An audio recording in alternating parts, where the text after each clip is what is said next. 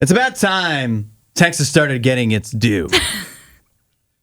Texas Lieutenant Governor Dan Patrick, not to be confused with the longtime sports personality. And quarterback. Dan Patrick? Wasn't he a quarterback? No, that's Dan Marino. For some reason, I thought Dan Patrick was a quarterback. No, I think he was just, I don't know. Maybe I'm wrong. Maybe in high school or something. But either way. Definitely not in the NFL. Yeah. Dan Patrick, the Lieutenant Governor of Texas, has come out and said that he thinks it's about time that we stop calling the New York strip steak a New York strip steak and instead start calling it the Texas strip steak. Since Texas is the largest producer of beef in America, he says in New York, the cows there are dairy cows. They don't even use them for these kind of steaks in general. Mm-hmm. And so Texas should be getting the credit just because somebody named it the New York strip steak 200 years ago or whatever doesn't mean we should still be calling it that now. What do you think about that, Allie? I mean, we jokingly talked about something similar yesterday with Canadians changing the name of the Americano to the Canadiano. Mm-hmm. So this feels similar, where it's like, we're going to stick it to New York. We produce the beef. Uh-huh. We're going to call it the Texas strip steak. I guess he's trying to make this happen in the state of Texas, where he will, restaurants will have to change the name when they reprint menus. Mm-hmm. Not that they'll be forced to reprint, but whenever they do, to change it from New York strip to Texas strip. Mm-hmm. So, this is interesting. I don't think it really has anything to do. I mean, obviously the states, I guess, had a play in it at some point when it was named the New York strip steak. Mm-hmm. But it's more like, it's not that it's from New York or like a part of New York, but it's like the cut of the steak. Yeah.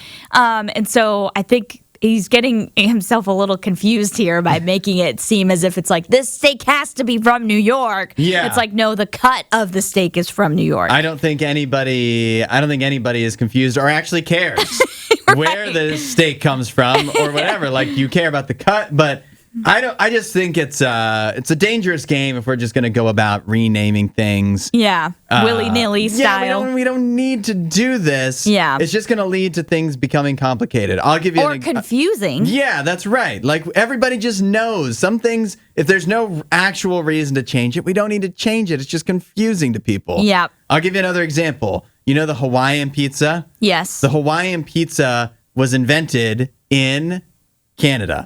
It has nothing to do with Hawaii at all. In fact, the only reason it's called the Hawaiian pizza is because the brand of pineapple that the Greek Canadian guy used on the pizza when he made it was Hawaiian brand pineapple. That's hilarious. Yeah. Leave it to the Canadians. Mm-hmm. And so, what are we going to start calling that then? Like Hawaiian, everybody just knows. We don't need to complicate it by switching up what it's called. Right. We don't need to complicate this by making it the Texas strip steak. It's a New York strip. Everybody knows what that is. Yeah. Let's stop trying to mess things around. And I think there's plenty of other cuts that are associated with Texas, like the ribeye is probably one of them. T-bone, maybe. I don't think that you need to get worried about, ranchers and farmers not being appreciated by the names of cuts of steak. Like, I doubt that they actually care about that. Yeah. Just as long as they're making their money as a rancher, as a farmer, for what they do. And we appreciate what they do. We enjoy these cuts of meat. Right. So we appreciate them. I don't think it being named the New York strip stops that from happening. If we start calling it the Texas strip, people could be legit. They could actually hurt the cattle industry in Texas because people are like, what happened to the New York strip? And, they don't order it then. Oh, they start a war. Yeah, because people like to go with what they're familiar with. True. And so if you start calling it the Texas strip, people won't know what that is. They'll be very confused. I mean, I'm willing to try any steak, so I don't think I'd be confused. I mean, I'd be confused, but I don't think I'd be discouraged from ordering. I'll point out the flaw of my own argument that if you go to a restaurant and they're like, where's the New York strip steak? What happened? Texas Roadhouse? They're like, well, you're at Texas Roadhouse, sir. But also, then they'd just be like, well, we call it the Texas strip now. And then you'd still get the same cut of steak. Yeah, you'd be like, okay, that's fine. Yeah. What if we find out the Texas Roadhouse isn't even from Texas? Oh. Could you imagine? This whole time it's been from Sheboygan, Michigan. Yeah, we should research this I need to know, and I need to know now. It's probably from North Carolina or something. And so be careful. I really want it to be from the north. Be careful if you want to start. When was it founded? I need to know. Its headquarters are in... oh, no. Do you want to play this game, Lieutenant Governor Dan Patrick? Oh, no. Tell me. Texas Roadhouse was founded in Clarksville, Indiana. Oh!